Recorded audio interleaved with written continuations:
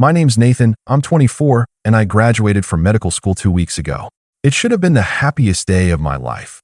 The kind of day you picture when you're pulling all-nighters in the library, skipping parties, and wondering if the stress is going to cave your chest in before finals do. But instead of standing in that crowd and feeling proud, I felt empty.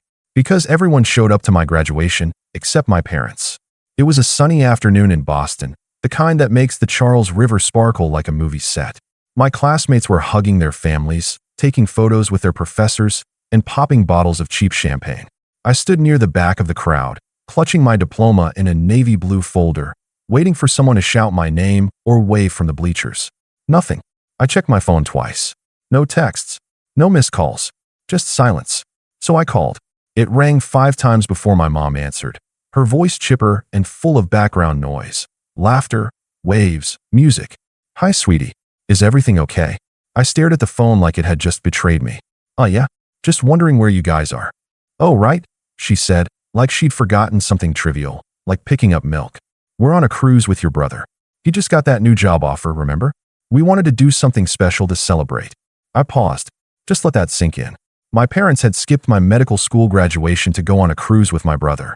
My younger brother, Brian, who'd landed a mid-level sales job at a tech startup 2 weeks prior, and had been bragging about it like he'd been named CEO of Google. I didn't even yell. Didn't cry. I just smiled. That kind of tight-lipped smile you give when you're trying to hold in something sharp. Then don't bother showing up to my future either, I said, and hung up. I didn't hear from them the rest of the day. Not even a text. When I got back to my apartment that night, still in my dress shoes and tie, I took the box out of my closet.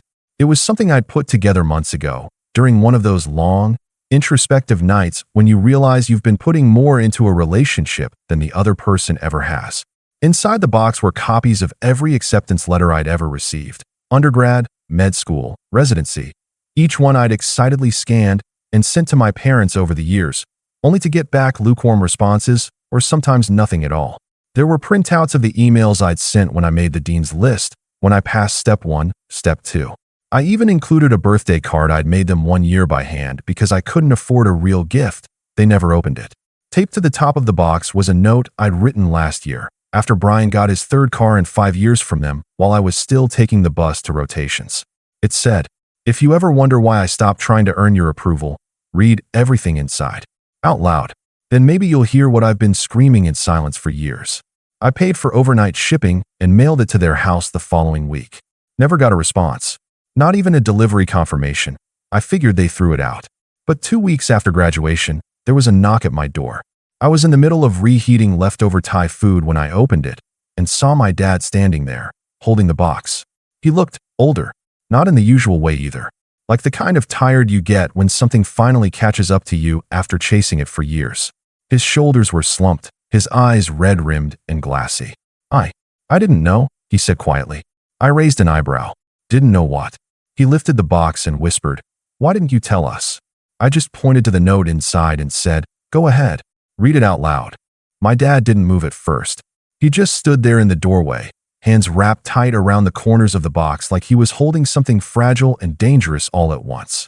His lips pressed into a thin line, the kind he used to make when he'd get a bill he didn't want to pay, or when Brian got caught sneaking out and he had to pretend to be the tough parent for 5 minutes before caving.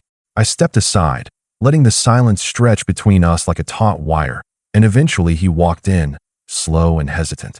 He sat at my small dining table, the same table where I'd eaten countless microwave dinners alone while studying for the MCAT, the same one they never visited because they were always too busy or already had plans. He placed the box down in front of him and opened it. I watched his hands shake slightly as he unfolded the first acceptance letter, my scholarship offer from NYU, the one I turned down because it didn't make financial sense at the time. Then came the congratulatory email from Johns Hopkins, and the one from my current hospital offering me a residency slot after graduation. I had highlighted sentences in yellow, underlined phrases like "top candidate" and "we're thrilled to offer you." He kept pulling out pages, one by one, like they were evidence in a case he didn't realize he was on trial for. He didn't speak, just nodded slightly at each document, lips moving silently as he read. And then, finally, he got to the card, the one I made for their anniversary when I was in med school, all handmade construction paper and handwritten words because I couldn't afford anything else. I sat across from him, arms crossed, heart pounding, not out of anger, but from something colder, emptier. A part of me wanted him to cry, to break down, to say, "I'm sorry," and mean it. But he didn't cry. He just looked up and said, "I didn't know you felt this way." I laughed. It wasn't loud or bitter, more like an exhausted breath with a laugh stuck to it. "How could you not?" I asked. "Every time Brian did something mediocre, you threw a party." When I passed step 2, one of the hardest exams in medicine, I got a cool, buddy text and radio silence for a week. When I made the dean's list 3 years in a row, Mom said, "Well, that's what we expect from you." Not "good job." Not "we're proud of you." Just expectations. He opened his mouth, then closed it again. I went on. "You threw him a backyard barbecue when he got hired to sell insurance. A full-blown celebration. But when I matched into one of the best internal medicine programs on the East Coast, you told me you'd try to make it to the white coat ceremony, and then never showed up. You always had a reason, and it was always about Brian." Dad finally cleared his throat. "He's needed more help." "No," I said, sharp this time. "He's needed more attention. There's a difference. And you gave it to him, every time, even when he didn't ask. Even when I was drowning, when I could have used a ride or a hot meal, or just someone to say they were proud of me, you were busy helping him move into another apartment or giving him another emergency loan you knew he'd never repay." I leaned forward. "Do you even remember when I called you after Mom missed my white coat ceremony?" He blinked. You were in New York, right?" "Boston," I said flatly. "I told you the date 6 times. She said she forgot." I gave up trying after that.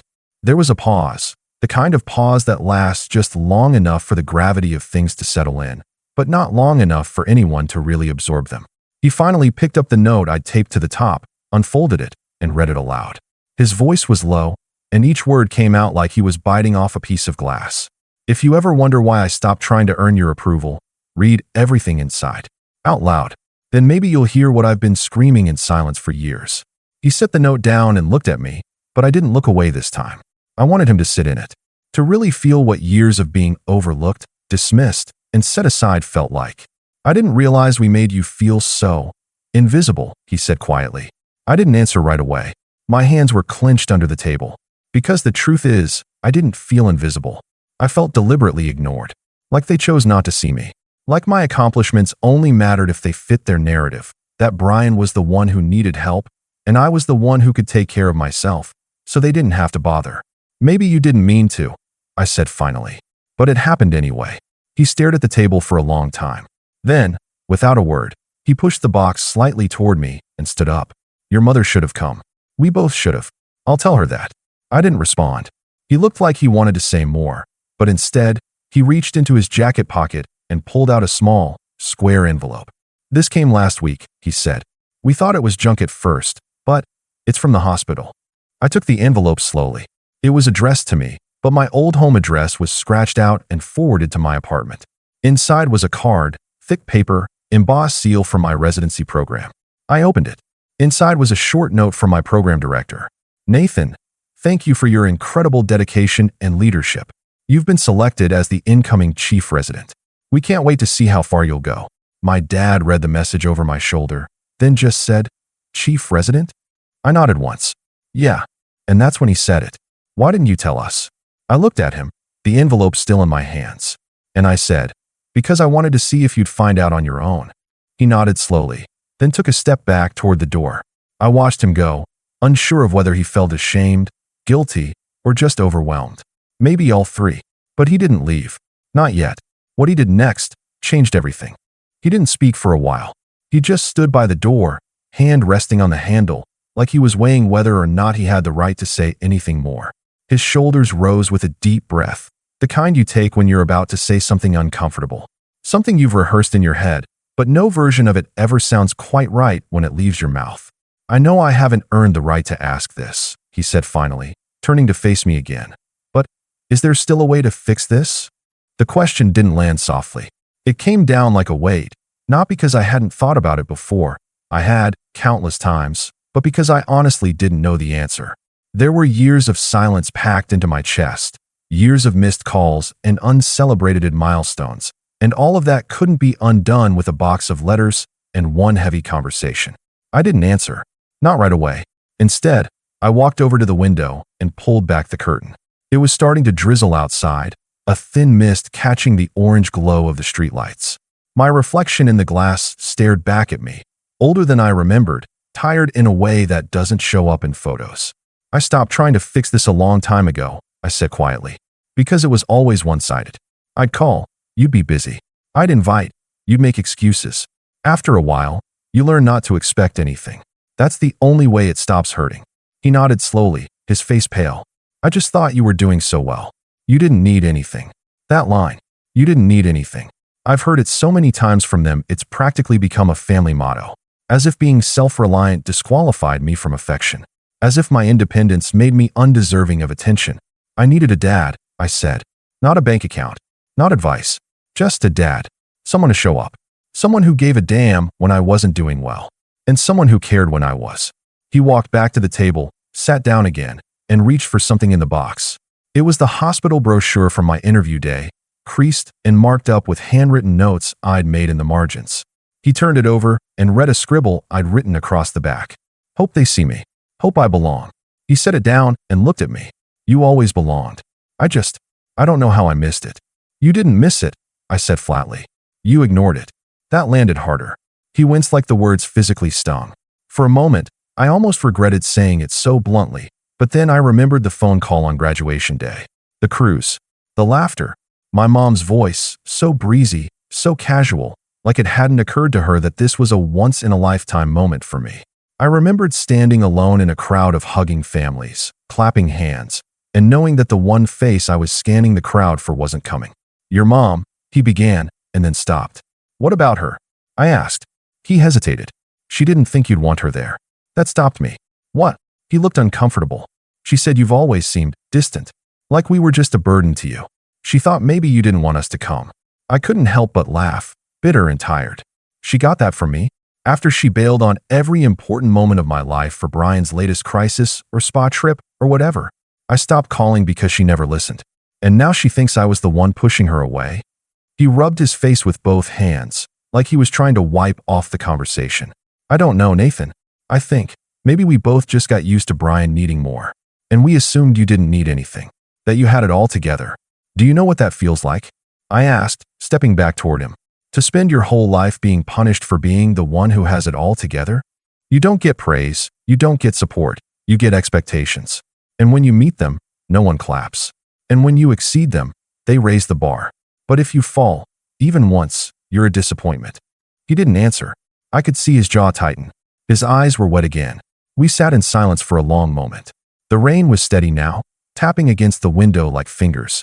I could hear the slow tick of the clock on the wall behind me, counting down something I didn't fully understand. Maybe patience, maybe time, maybe the last few ounces of hope I had for this relationship. Finally, he reached into his coat again, and this time, he pulled out something I didn't expect. A photo.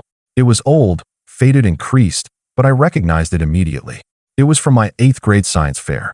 I was standing next to my project about antibiotic resistance, wearing an oversized button-up shirt and a shy grin. And next to me, in the photo, were both of my parents, arms around me. I found this last week, he said softly. I forgot we ever took it. You were so proud that day. I stared at the photo. I remembered that day too, not just because I won second place, but because it was the last time they came to one of my events without Brian dragging them along. The last time it felt like I was the priority. I want to be better, he said. I don't know how to fix this, but I'll try, if you'll let me. Before I could respond, my phone buzzed on the table. I looked down and felt my stomach tighten. It was my mom. A text. Dad told me everything. Please pick up if I call. We need to talk. I looked at my dad. He was watching me, waiting. For what? I wasn't sure. Forgiveness, permission, maybe a sign that it wasn't too late. But I wasn't sure yet. Because what I said next would change everything. I didn't reply to the text. Not right away. I stared at it, read it again, then flipped my phone over so I wouldn't have to look at it. My dad was still watching me, patient but expectant, like a man who knew he'd already used up more than his fair share of chances and was now waiting to see if he'd be offered one more. Do you know what the worst part of all this is? I said after a long pause. He shook his head silently. It's not the missed events or the excuses or even the way you always made Brian feel like the golden child, I said. It's the fact that you thought I'd just keep accepting it, that I'd always be the one who understood, the one who made space, the one who put his needs last. You didn't think I'd ever stop trying. And when I did, it shocked you. My dad's eyes dropped. He didn't argue. He didn't deny it. That silence was its own kind of confession. I stood up and walked to the kitchen to pour myself a glass of water, partly to stall, partly because I needed something to do with my hands. My reflection caught in the microwave door, same tired eyes, same clenched jaw. I didn't recognize myself sometimes. I looked worn, like someone who had built a life out of hard work but had no one to share it with. Not really. I didn't come here to make excuses, he said behind me. I just wanted to be here. For once. I turned around. Why now? He blinked. What? Why now? I asked again. You ignored every major moment for years. Why show up now? Because of guilt? Because of the box? He hesitated. Because of the silence. When you told us not to bother showing up to your future, it hit me. I didn't think you meant it. But then the box came, and I realized we weren't in your life anymore. At all. I walked back over and sat down across from him again. You were never really in it. He nodded once, solemnly. That's fair. There was a long pause. Then he said, she wants to see you. I didn't have to ask who she was. The word alone felt heavy, complicated. My mother, the woman who had once held me through the flu in middle school, who taught me how to tie my shoes, who then, at some point, decided that Brian's messy orbit demanded all her gravity. I hadn't seen her in nearly a year, hadn't spoken to her since Christmas when she called to ask if I'd help Brian cover a security deposit. Not to wish me happy holidays. Not to ask about my rotations. Just a favor for him. Again, I don't know if I want to see her, I said. She's never apologized. Not once. I think she wants to, he said. She's just proud, stubborn, and scared that if she tries now, it'll be too late. I sipped my water. It might be. Another silence stretched between us, the kind that holds 100 unsaid things. Then my phone buzzed again. Another message. Nathan, please. Just talk to us. I know we failed you. I read it. Read it twice. And something in me cracked. Not forgiveness, not yet, but a loosening. A softening of that cold, hard knot that had lived in my chest for years. I didn't know what I was going to do, but I knew I had to face it. I couldn't keep dragging this weight behind me. I'll come by, I said finally, quietly. Tomorrow. But if she starts defending herself or blaming me, I'm walking out. He nodded quickly. Of course. I understand.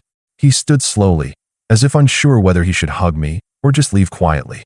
I didn't offer a hug, and he didn't force it. He picked up the empty box and tucked the old photo into his coat pocket. When he got to the door, he turned back one last time. You're a good man, Nathan. I'm sorry we didn't help you become him. I didn't respond. Just nodded once. The door closed behind him. The next day, I pulled into my parents' driveway for the first time in nearly 2 years. The house looked the same. Beige paint, worn-out shutters, a lopsided mailbox Brian had broken while backing out too fast a few summers ago. I parked, cut the engine, and just sat there for a minute. Breathing, bracing. When I knocked, my mom answered. She looked older too, but not in the way you hope your parents will age, peacefully, gracefully. No, this was the brittle kind of aging, the kind that sets in when regret takes up residence. Her hair was tied back, her hands wrung nervously. Nathan, she said, almost a whisper. Hi. She stepped aside to let me in. The living room was quiet.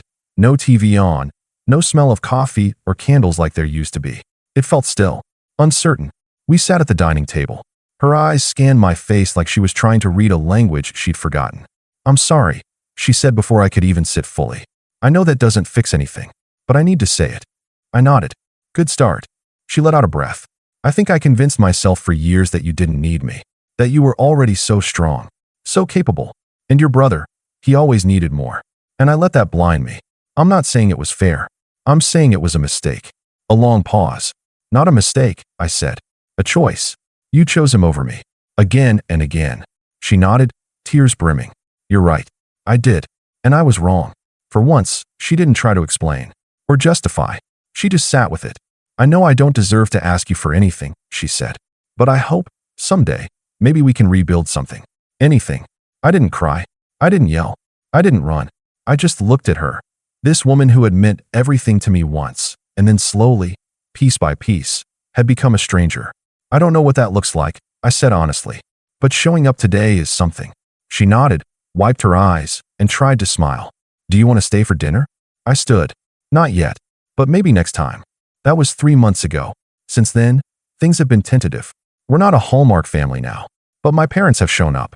They came to the white coat dinner I hosted for my new residents. They listened.